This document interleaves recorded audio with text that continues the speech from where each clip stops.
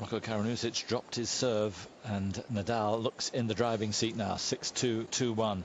Obviously, my mind's been on the Serena Williams match. I haven't seen a lot of this, seen how it's developed. Mats has had a closer view. Is he in the same kind of form as he was on the opening night? Yeah, absolutely. He's serving really well. He's got 79% first serves in, but he's going for a lot of them. And his forehand is just penetrating through the court. I thought that he might have some problems here, Nadal, because the balls are not flying as much. Well, you can't spin them as much as normally, but yeah, he looks really good. Those of you who just tuned in, it's a burning hot day, fearsome wind, although you're not going to see it or feel it as much here in the Rod Laver Arena because it's so high-sided. But it's still a factor. Yeah, it definitely is, but yeah, on the outside courts, it's horrible conditions to play tennis in today. So 2-1. Nadal just securing his first break of this set.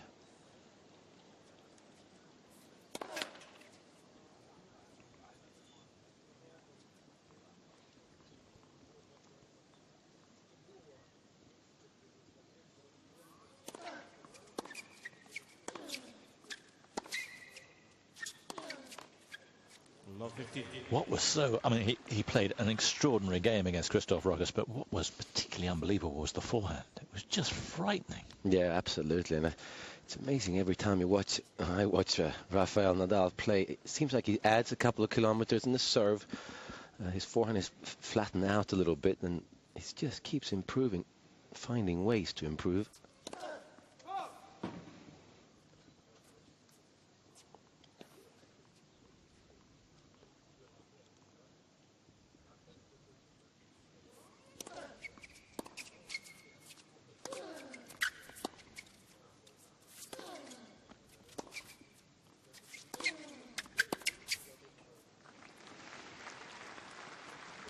These are great conditions for Nadal, because it is true that when it is this hot, the ball travels through the air a little bit quicker, and it's always a very difficult man to play against, especially at the French Open when it's hot and dry, because his topspin shot does bounce so high.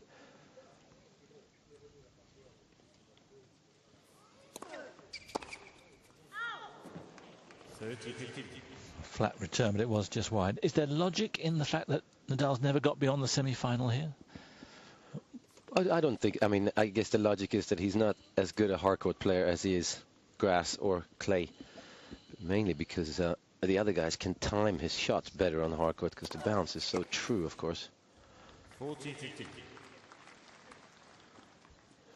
really, it's the same thing for Roger Federer. I think he's a much better clay court player and grass court player than he is a hardcourt player, even though he's won the last 5 US Opens and he's won 3 here.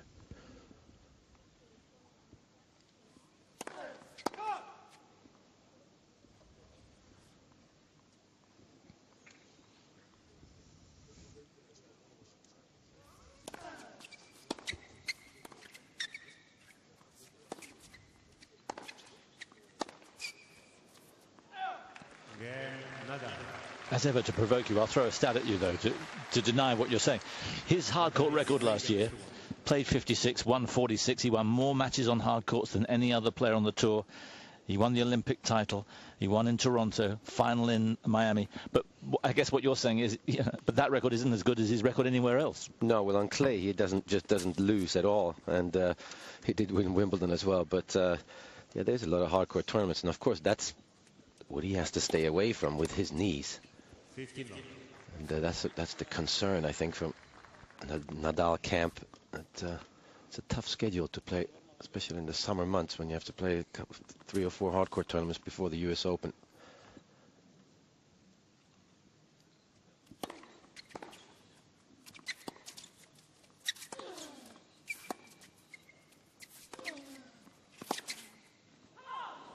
With that in mind, he's more likely to win here than he is in New York. I think so. I really do. I think that I think it helps him the fact that there's only a couple of lead-up tournaments on hard courts outdoors before the Australian Open, so the other guys are not as good as they are at the US Open.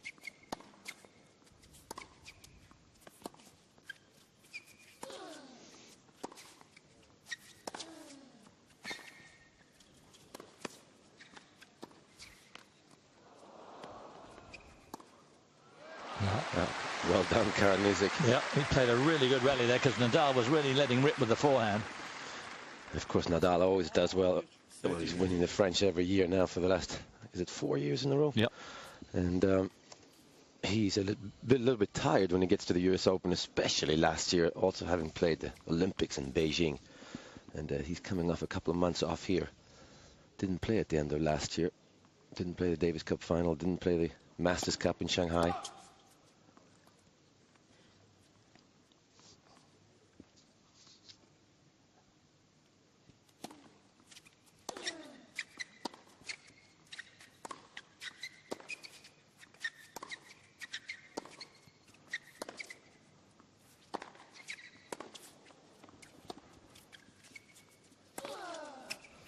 What a great rally to watch, and what a devastating finish. It's unbelievable. He's improved. His backhand cross-court is just so deep, and he can flatten it out, but the margin of error is so large when he plays. He really doesn't take any chances nearly. When he is in the dictating role in the rally, he never lets it go.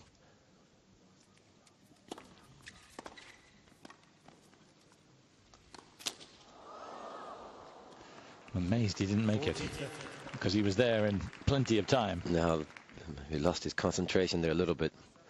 That is a play I think that guys are going to use more and more against Nadal. It's a serve and volley in the deuce court. Slice it out to Nadal's backhand. And then hope for some kind of a high return and play a percentage volley.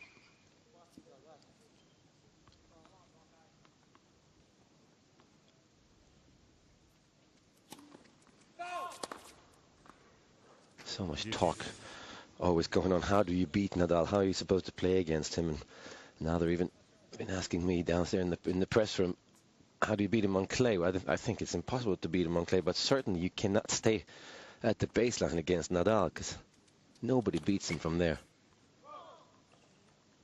On hard courts, possibly.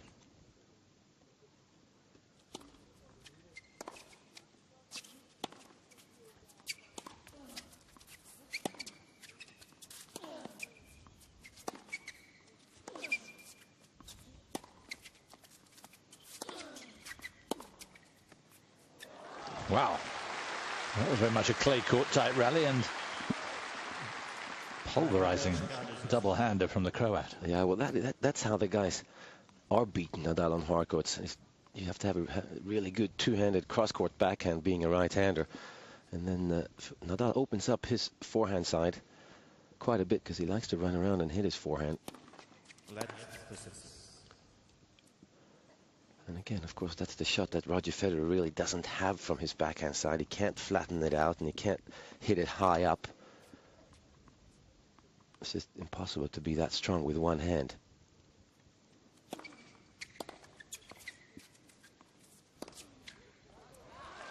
First-class game from Karanusic. A danger that what happened against Roko was going to happen to him, and he just gets blown away. But he stayed involved there. Nadal, though, leads by a set and by a break.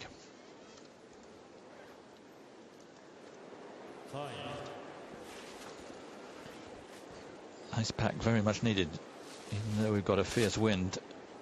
There is intense heat here. The temperature, we understand, around 35. 3 o'clock in the afternoon. It'll start to dip soon, but not at the moment.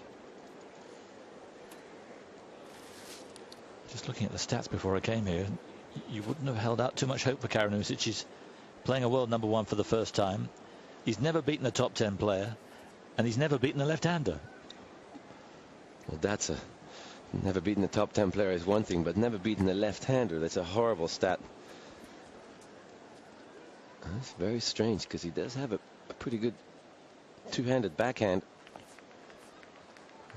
If you have a weak backhand, then it's very difficult to beat a left-hander because of the slice serve to your backhand.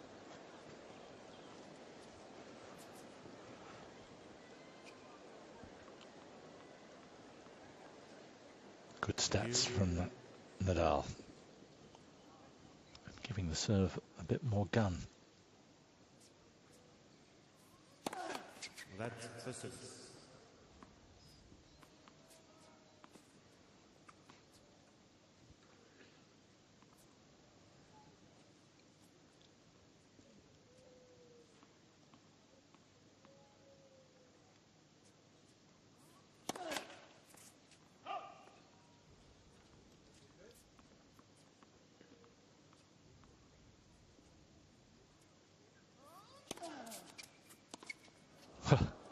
It was following him. Great second serve. It's hard to know with Nadal's second serve if it's going to slice and go away from you, if it's going to kick up and go into your body. That time, obviously, it keeps slicing.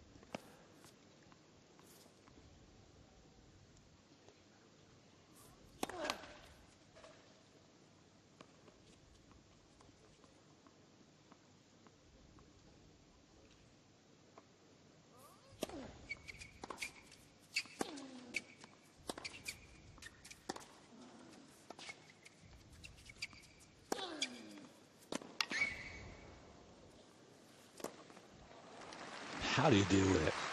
It's just impossible to read as well. It really is. Incredible, because you have to guess before, because once the ball hits the court, it just takes off because of the topspin. So you have to make a choice. And very often he holds it in just that little extra, and you've guessed the wrong way. Even if you guess the right way, you still have to only defend. It's amazing how many tennis matches Rafael Nadal wins in the locker room before the match these days. I think way more than somebody like Roger Federer.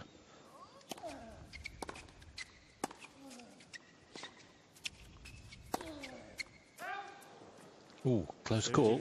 He's looking across and they're saying, yeah, challenge. It was close. And they're right, his pack uncle Tony and the rest of them are right along the baseline. So you'd think they'd have a very good view of this. And they said, get on and challenge. And they're right.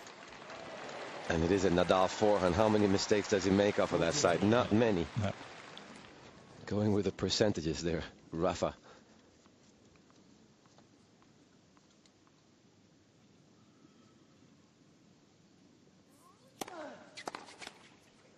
This is such a mental battle when you're going to play Rafael Nadal, because he's not going to give you anything for free. And the difference is when you play against Roger Federer, you just get outplayed. But mentally, it's not as difficult to play against him. Yes. I think guys are looking forward to playing against Federer because it's so much fun and there's so many great rallies. But nobody's looking forward to playing Nadal on any surface. And that's why they're beaten before they start so many. I think so. And that's a really good feeling as a player to have that advantage.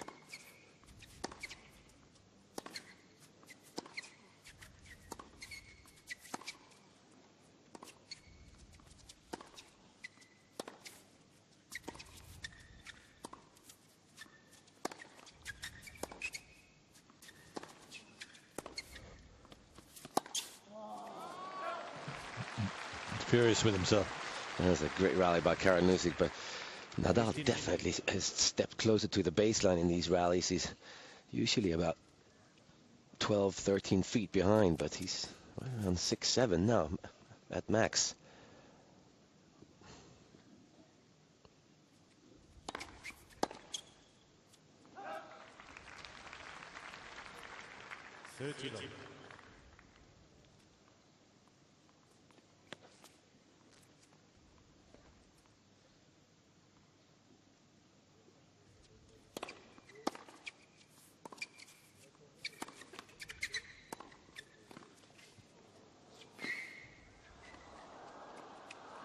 Oh, pity. He deserved to win it. Lovely little drop shot across. You can't believe he missed it. No, really, that was the easiest shot in the whole rally. But, you know, it seems that the ATP should send out a videotape of the match last year when Tsonga beat Nadal in the semifinals, because that was the perfect way to beat Nadal. It was serving and volleying, sneaking in on slice backhands, hitting drop shots. You've got to have the talent to do it, but there is a way. There is definitely a way.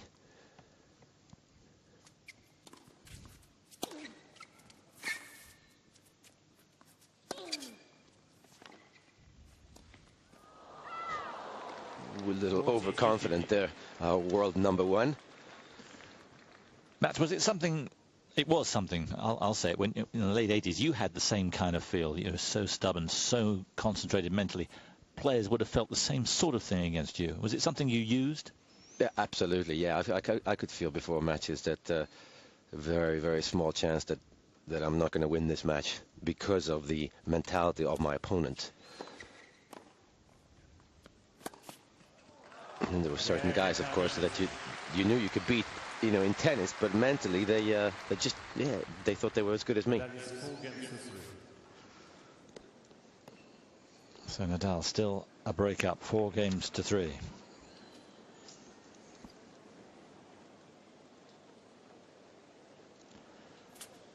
And was it something in the first few games that you used, you know, just to impose yourself even more on it, that you wouldn't give up on any rally, any shot? Absolutely. My mindset was always to play quite cautious in the beginning and to feel my opponent out and just don't make any unforced errors. If that works and you're winning that way, then you can relax a little bit and go for your shots, and then you know you can always fall back to what you did in the beginning. And I think it's quite similar to what Nadal does. Some players choose the other way. They go out and see if they're hitting everything well and take chances early on, and if that doesn't work, then they start pushing the ball around. And if you lose your rhythm early in matches, it can go and you might not find it again. That's why we never see Nadal play a bad match. I mean, we have seen Federer sometimes play pretty poorly. Yes. But we still haven't seen Nadal play a really bad match. No, that's right. And even when he lost to Tsonga here, pretty comprehensively, he didn't play badly. No, not at all. He just wasn't enough what he was doing.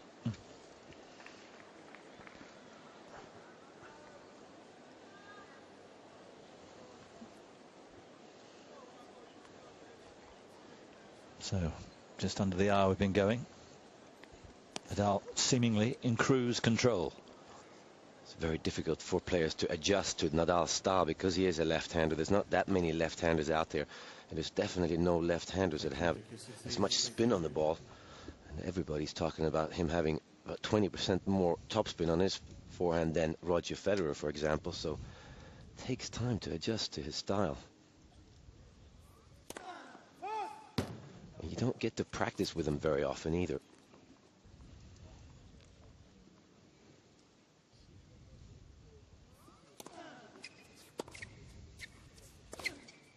It was fascinating to see the practice session. I think it was on the Monday. Was Rafa and Andy Murray, and I thought that was extraordinary. Wow, that's amazing. That's a gutsy call by Nadal, because Andy Murray seems to know how to play against Nadal. But of course, then again, Rafael Nadal is also learning about Andy Murray by practicing with him, so he's not afraid.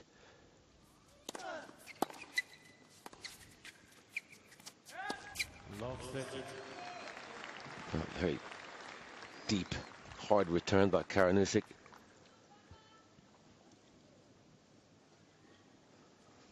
Now then, fascinating to see how he's going to work his way out of this. You sense he will, but how?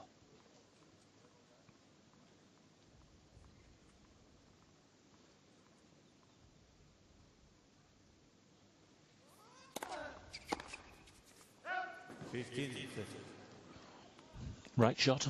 He might have watched that videotape in the changeover here, Karanusic. He's going for the big forehand. But still, there's not a positive body language by Karanusic, really showing Nadal that he's going to take a lot of chances.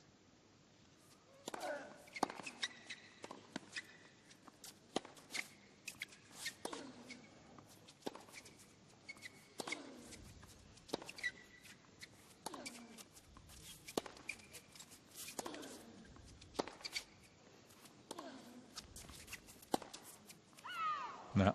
It's amazing when there's an important point how safe Nadal plays. Yes.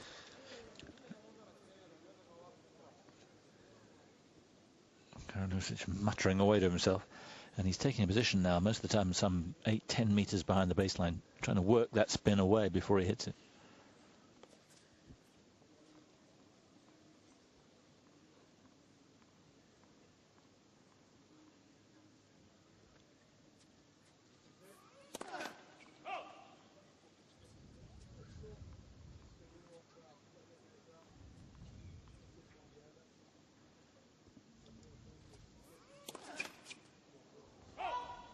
Well, that wasn't in the script. Second double. Lack of concentration here for Rafa.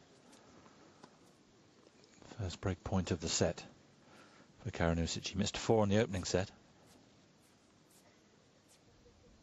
Oh, he's such a percentage player. Nadal usually slices this first serve very safely into his opponent's backhand and then starts working the rally.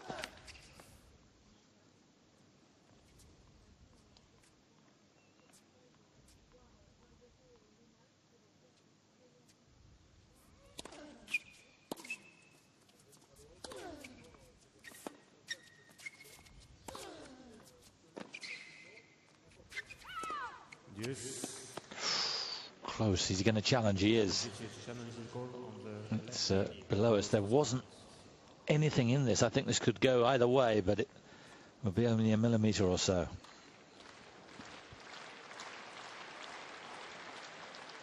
It's further out than I thought. Wow.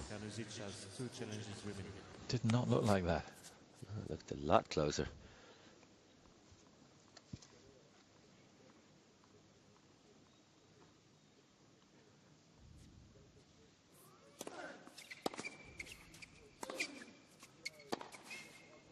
Boy. But he's given it everything in this game. Well, you have to basically do that to have any kind of chance. Hope that you have a great ball striking day. And again, though, Nadal leaves that side of the court open. So this is a very smart shot.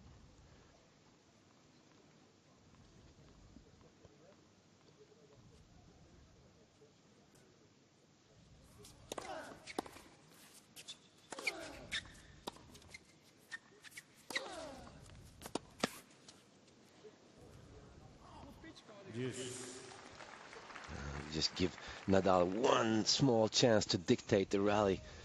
He just doesn't let go.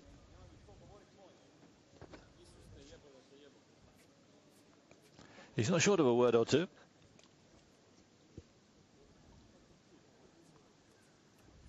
I like that, though. I like that he's actually talking, and that's telling Nadal that, well, Nadal doesn't understand, of course, but he's telling him something, that he cares. And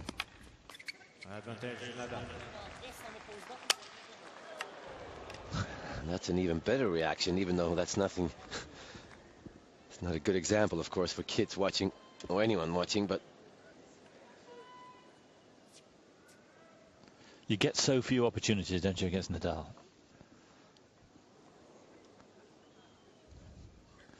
Well, it was a huge hit, but the racket is still intact. But there you are. The chances were there, a couple of them, but it's gone, it's history. They know how to throw it these days without breaking it. Yeah. Well, I guess Marat, who you worked with for a while, he must be the king of that. Yeah, he knew how to throw it, but he was trying to break him very often, trying to hit the middle fence post behind him instead of the actual net behind the posts. I went to a press conference with Marat yesterday. It was just unbelievable. He's now playing the sage, the old man. These young guys, yeah, they've got too much for me. Like, oh, come on, Marat. You don't really believe that, do you?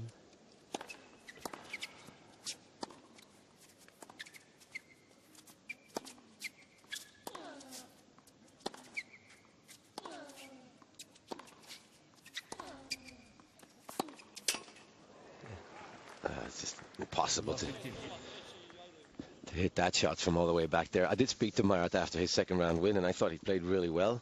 He's serving extremely well. I think he had close to 20 aces. And I said, well, good luck in your next round. You know, you're playing well. And he says, of course, he's playing Roger Federer. And he says in his accent, well, it's going to be like kindergarten, meaning that he's going to be obviously toyed around by Roger Federer. We hope not. We hope that could be a really high-class battle. I think there's a good chance of it, actually.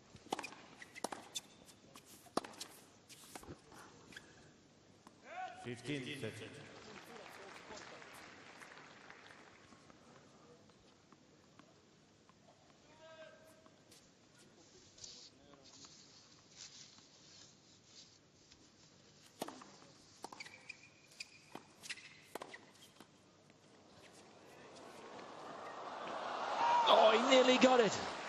And that would have been just about the shot of the tournament if he had. Absolutely.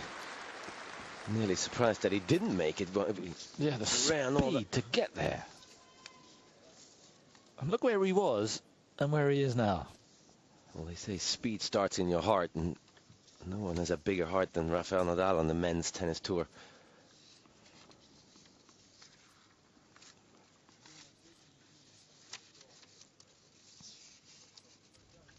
In two ways, in terms of the emotions in it, and in terms of how much blood it must be pumping. Absolutely, yeah. I get you.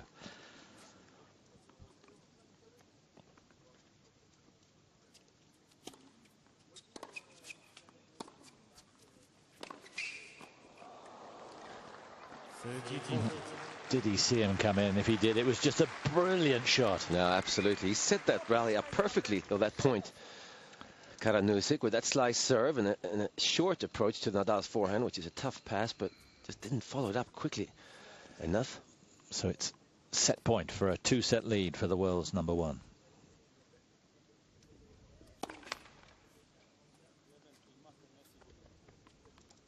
Can't stop talking.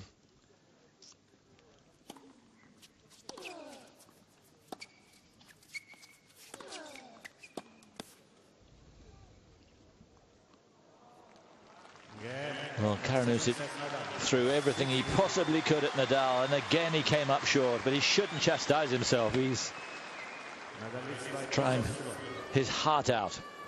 But it is Nadal who's dropped just 5 games in the first 2 sets.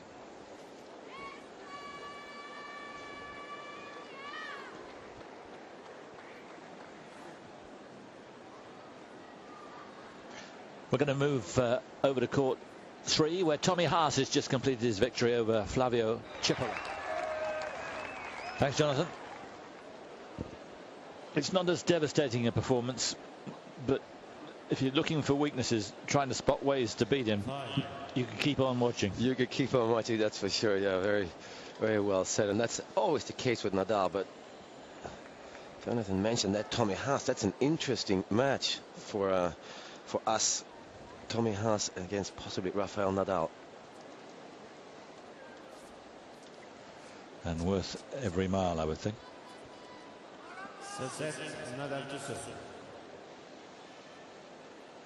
So into set number 3 after just an hour and 10 minutes. I think he took an hour and 14 minutes to beat Roko. He won overtime.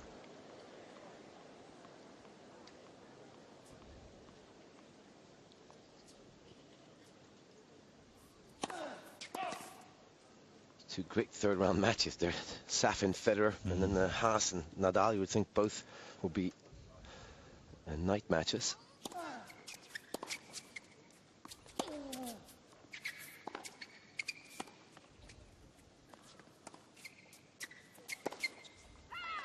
Yeah, especially now there's not a single Australian in the 3rd round. The first time that's happened for 7 years. Really, it was a little bit of a disaster. They had a couple of young guys win a few matches. Of course, Bernard Tomic, and well, the future looks better, I guess, than it has in the last 5 years. Yeah. But of course, Leighton Hewitt is not doing what he used to do. That's amongst the guys, of course. Terrific win for Jelena Dokic last night. She's still involved, but first time the men haven't had a 3rd round player for 7 years.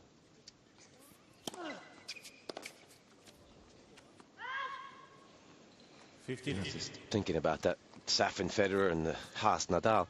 It's about time that they play somebody that we've heard of.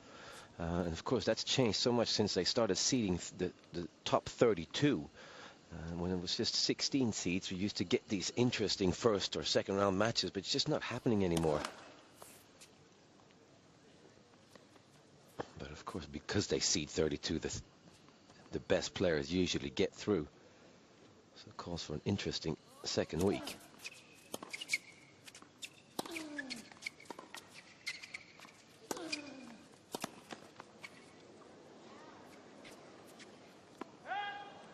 Yeah, it's a difficult dilemma, isn't it? Because you do forfeit, really, more interesting matches in the first week by virtually, you're not absolutely ensuring, but you're virtually assuring yourself of the big players in the 2nd week. Yeah, absolutely.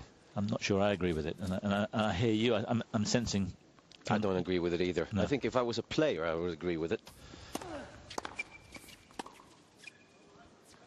Because there was always a nervous the day the draw came out when it was only 16 seeds, because you could play number 17 or number 20, and he could be a specialist on that surface and really be a top 5 player on that surface.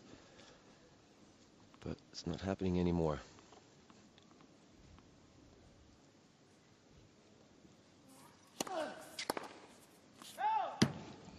Again, he's trying it.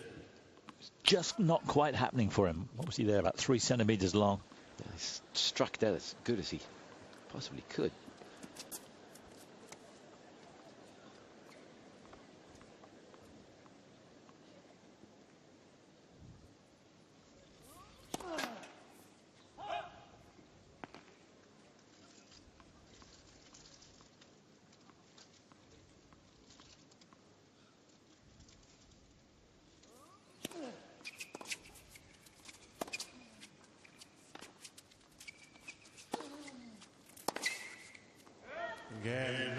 Again, he covers the ground so well for such a quick man.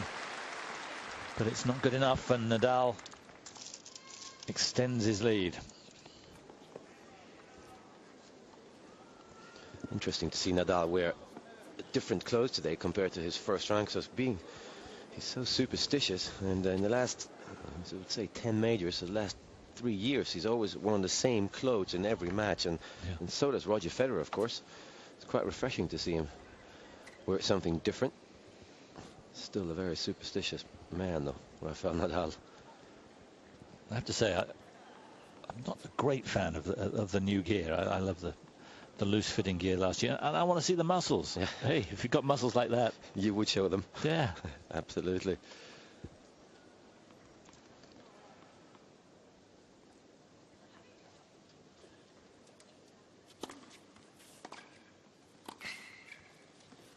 And that is the play that I really think players should keep doing, and just do it over and over and over again. That's how Fernando Gonzalez beat Rafael Nadal here 2 years ago. He was slicing that first serve nearly every time.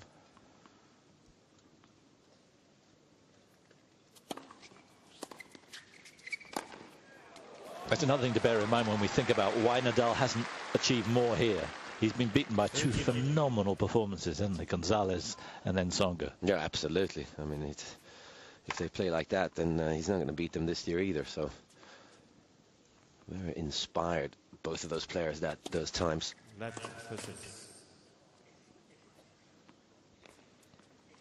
it's very important to show a guy like Nadal that this is what I'm going to do. Don't have to hold on to it like a secret. Just show him this is what I'm going to do. I'm going to do it all day. And just tell him that, you know. And if you can pass me and you get good returns, then fine. Then you're better than me today. But you can't keep switching your tactics too much against Nadal. Drop shot. And there you go. There he won 3 points in that game by serving and volleying slice serve to Nadal's backhand. So keep doing it.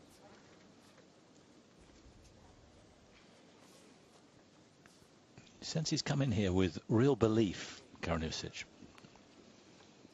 I think so. I think the guys know that this is the surface that they have a chance to beat Nadal. Of course, in the fast indoor court as well, where the bounce is true.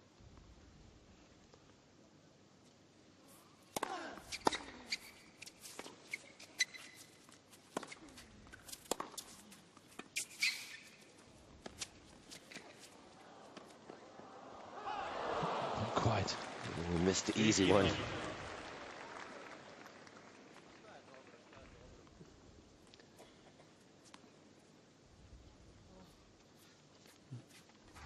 Certainly trying plenty of different things. Crushing returns, little drop shots, slices. He's not content to get beaten up.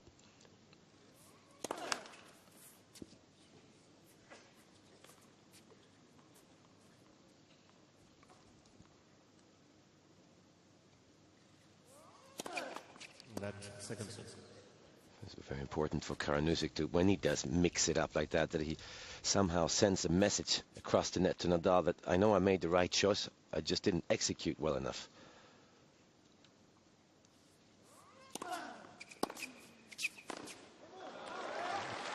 Beautiful backhand cross-court return. No spin at all. Skids right through the court. And again, have to say it again. That is how to play against Nadal on hard court.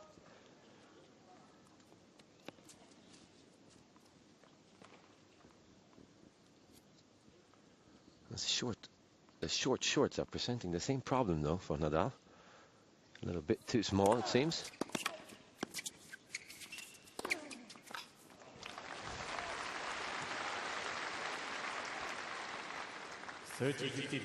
Some little mannerisms will never die.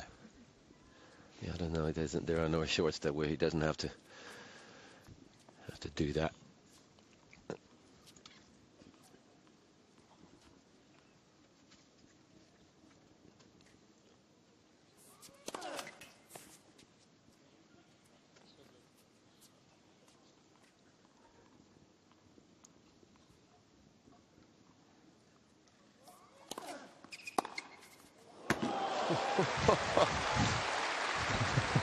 He's teeing off for fun. Well, it's a huge return. There's a good thing about doing what Karanusic is doing. You're not giving Rafa any rhythm at all.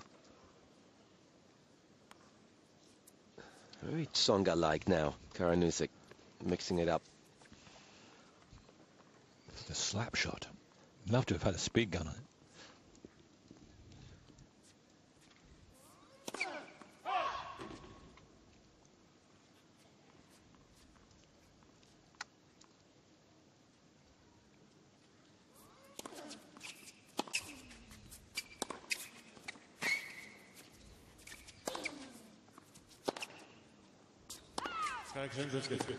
Yeah, it's a pity.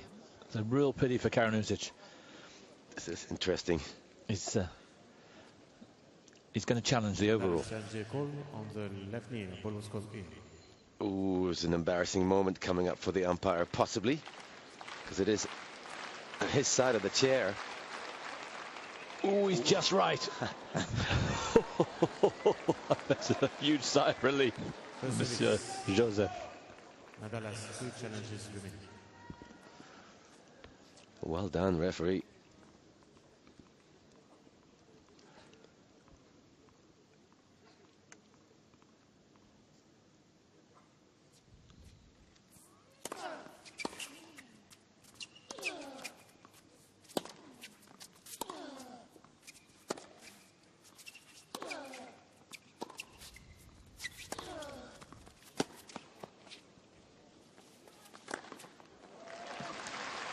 Karanusic not able to launch a bomb there.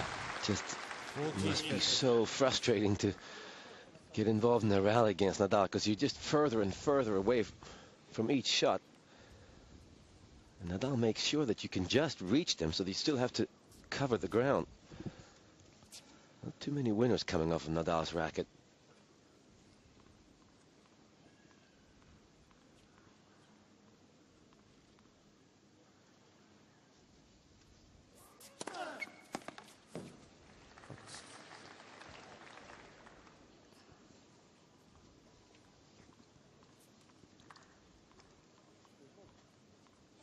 He thought he was going to challenge the Karanusic, but the chair umpire called it out.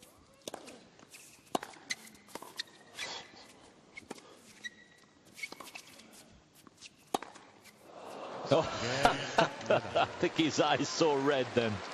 He couldn't help himself. Well, how did he not win the point with that first shot? Yeah. Well, he's turning it on, Karanusic. It's 2-1 Nadal.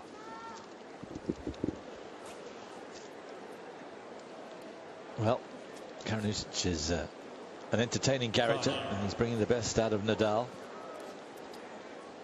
It's a misleading day. Don't be fooled by the grey skies. It's a lot of wind still. In fact, there's a storm forecast apparently later on, maybe tonight.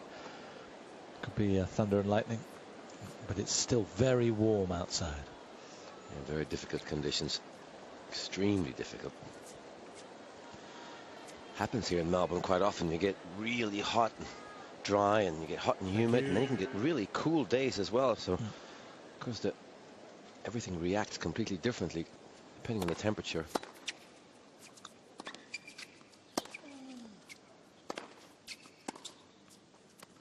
The balls fly much quicker through the air, of course, when it's hot.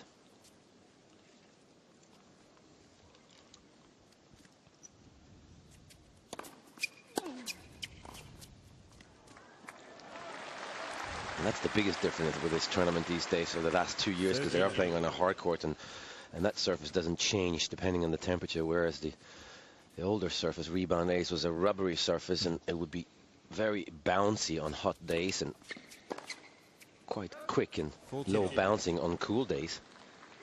I think players prefer this in many ways for that reason. You know what you're going to get.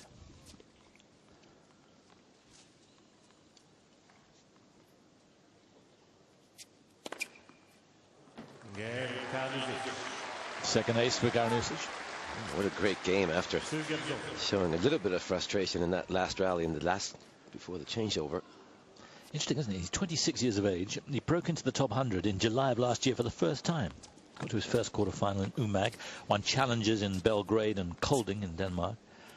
Got to a career high 89 in January, and he's just short of that right now. It's taken a long time to come through. Very strange, because he does have a pretty complete game.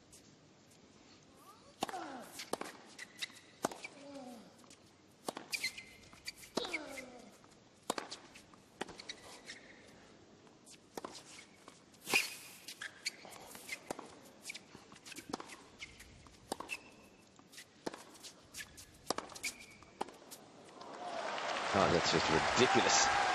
The defense by Nadal was incredible, but he really can accelerate through that ball, Karanusic, with his forehand side, especially. He's a punchy guy, isn't he? You get the feeling you may be Rafael Nadal, but take some of this.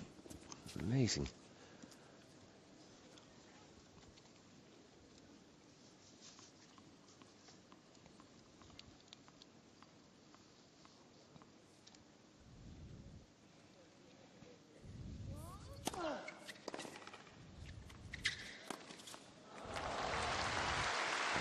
Great swinging serve by Nadal. 15-0.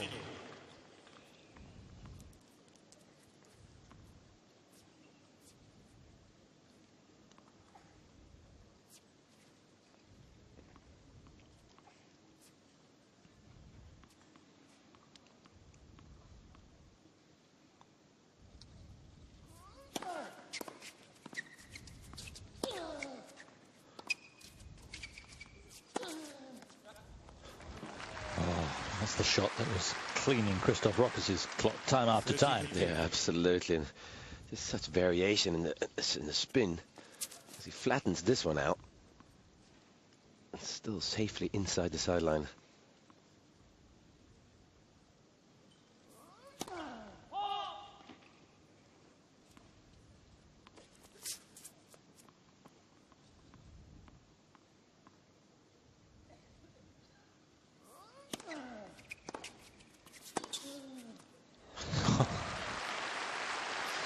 Well, for most players, that would have been a defensive shot. Oh, just unbelievable. It was so full of confidence, of course, but yeah, it's incredible that he can hit it this cleanly.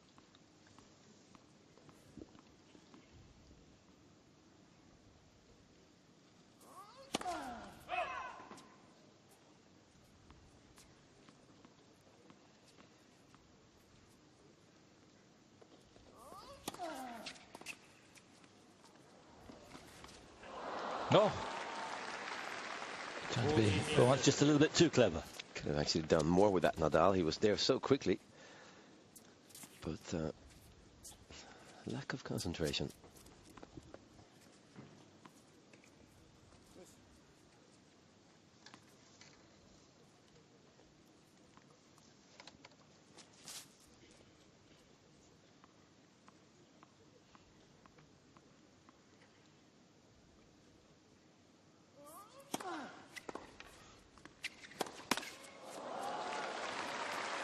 Nearly around the net post. Great return by Karanusic. Because you know that Nadal mainly goes out to your backhand with that slice serve in the ad court. You can take a step towards that side and then be very prepared for it.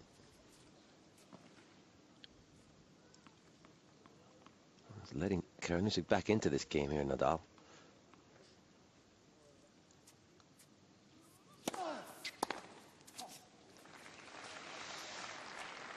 Advantage, Nadal.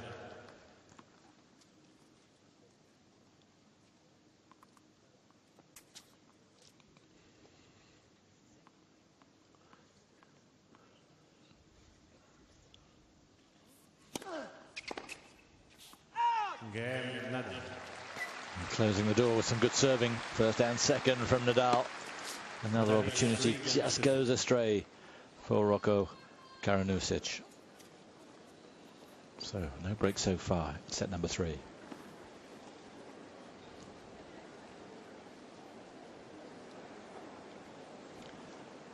So we're going to move over to the Hisense Arena where Gael Monfils has taken the first set. Here's Jonathan. Yep, the number 12 seed is a set to the good up against Austria's Stefan Kubek. He got a late break in this one, although he has rather dominated with serve. 5 aces from the Frenchman, and he's also looked pretty useful from the baseline as well. It's hit 9 winners to Kubek's 4. There's Monfils. He's on course at the moment, having taken this opening set by 6 games to 4. Thanks, Jonathan. It's interesting, we were talking about those 2 fantastic performances from Gonzalez and from Tsonga that beat Nadal. And a couple of weeks ago in Doha, Gael Monfils produced a performance of unbelievable ability to beat Nadal. I understood that, yeah. I heard that he was taking a lot of chances and moving into, stepping up into the court, taking time away from Nadal, but it's a tall task to beat Nadal these days.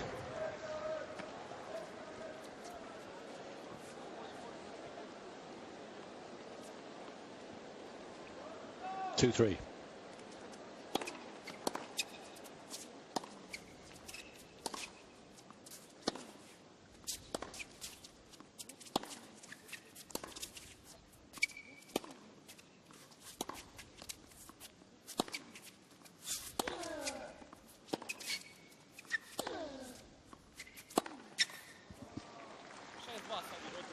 Love 15.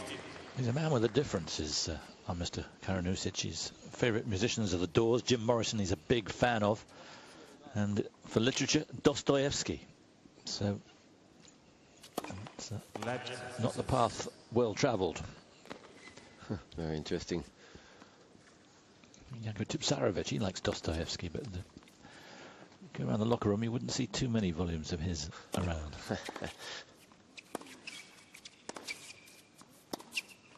Love 30.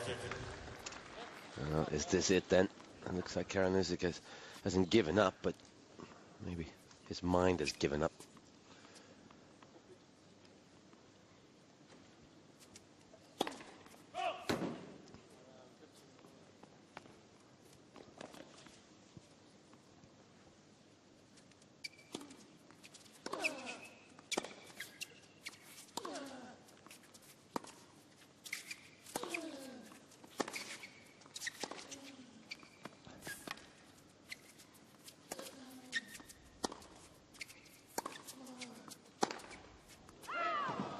Love 40. You can understand why he goes for something a bit special, because time after time he throws down the hammer blows and Nadal gets them back. Yeah, the defense of Nadal is incredible. Easily maybe the best defender in the men's game, maybe apart from Roger Federer, but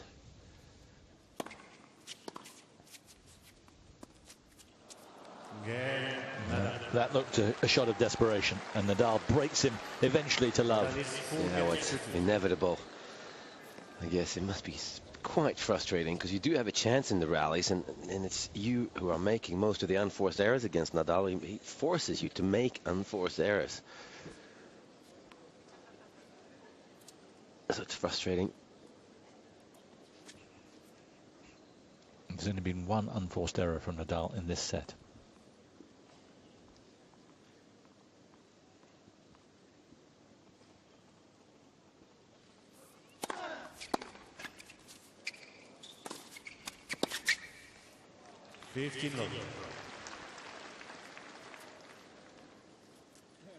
Not even for a split second did he get disappointed. Net cord there could have gone against him. Just such a positive reaction. Yeah, absolutely.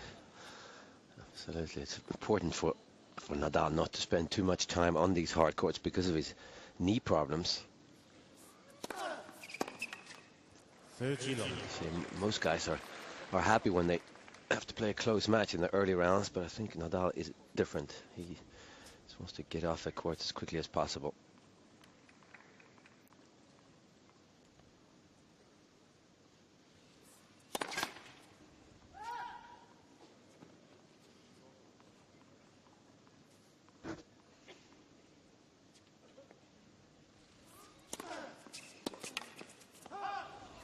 40 love. Great second serve by Nadal.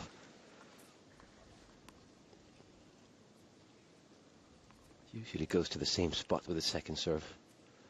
9 times out of 10.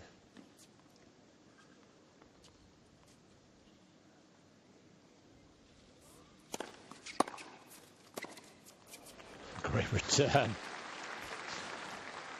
But the trouble is they're fewer and further between now.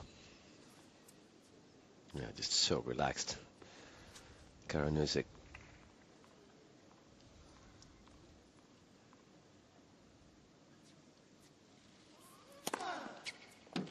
Nadal. Nadal fires down his first ace of the set, his third of the match, and he's now just a game away.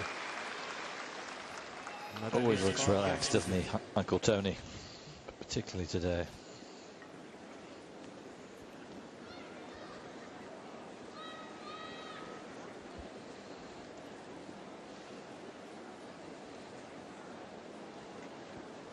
Going over to court number 6 now, where Fernando Verdasco is 2 sets up and has match point against Arnaud Clément, a former finalist here, of course, Arnaud Clément. But beaten by Fernando Verdasco, of course, a winner with Spain in the Davis Cup final last year. And that's a very comprehensive win against the Frenchman. No, absolutely. Verdasco is really playing some good tennis these days, and would have done a lot for his confidence winning the Davis Cup for his country without Rafael Nadal in the team. Yeah, and that's quite frightening, isn't it? Spain win the Davis Cup without the #1 player in the world. Absolutely. Away in Argentina on an indoor court. So Verdasco through to the 3rd round, dropping just 4 games in the process.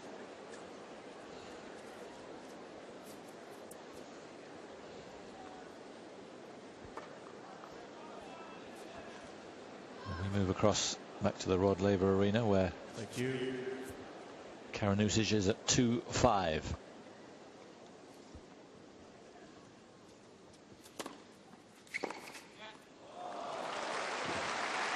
Well, he picked up on that tactics, Nadal. The slice serve wide to his backhand in the deuce court. And that's what you're going to get.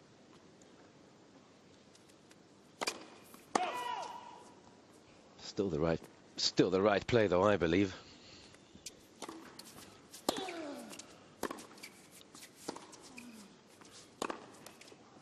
Love 30. He just suddenly seems to have gone from a couple of games ago. Yeah, absolutely. It looked like he was onto something there 10 minutes ago.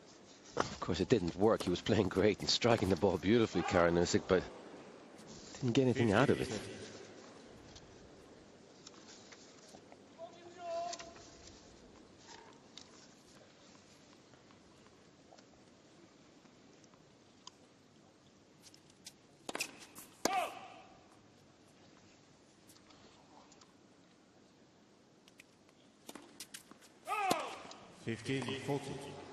Yeah, floodgates are open, and Nadal's not going to take too long to come sailing through.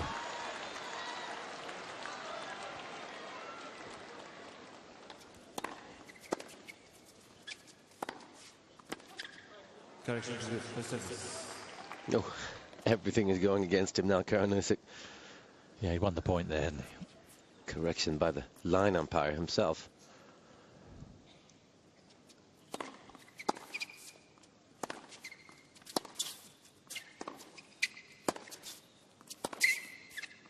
No. Well, he said he stalled out on an aggressive play, and he executed pretty well for the most part, but in the end, what's he got to show for it? Just 7 games. Nadal crushing once more.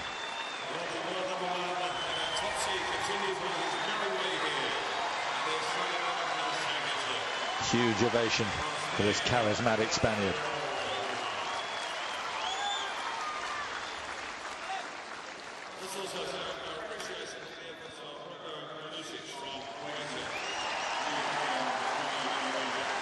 He's got no complaints. He did all he could. Yeah, absolutely. And what a confidence boost it is every time for Nadal when he sees his opponent at the end of matches just basically give up and go for shots